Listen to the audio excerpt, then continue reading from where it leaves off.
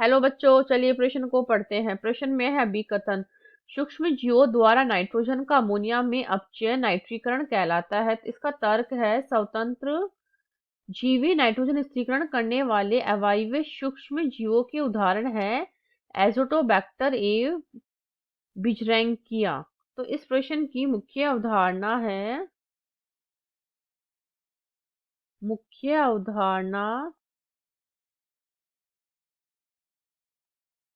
Nitrogen स्थिरीकरण।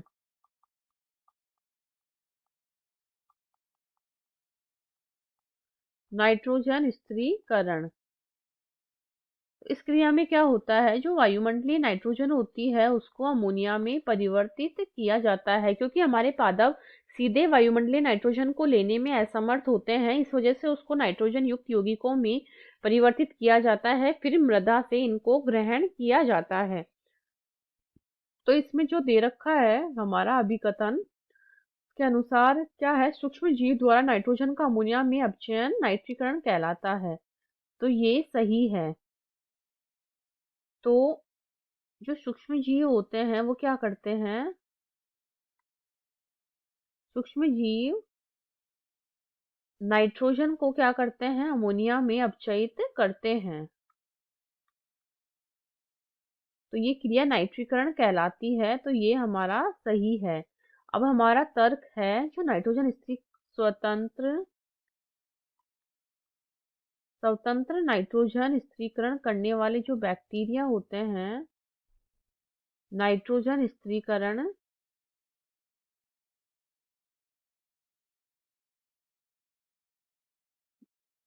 Nitrogen स्थिरीकरण करने वाले जो कौन है, अवायवीय सूक्ष्म जीव जो है,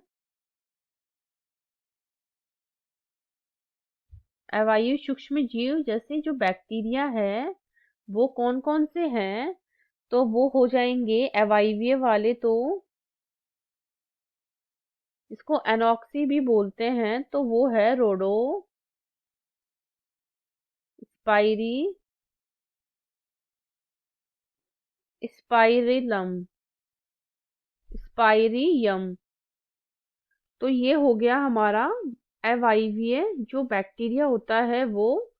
तो रोडोस्पाइरिलियम जो होता है ये अनॉक्सी मतलब कि अवायवीय मतलब कि जिसमें ऑक्सीजन की आवश्यकता नहीं होती है, ऐसे माध्यम में ये नाइट्रोजन स्थिरीकरण करने का कार्य करता है। जबकि जो वायवीय होते हैं,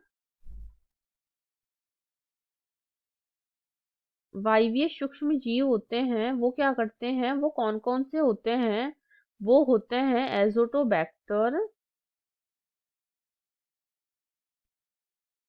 एजोटोबैक्टर और बिचरिंकिया।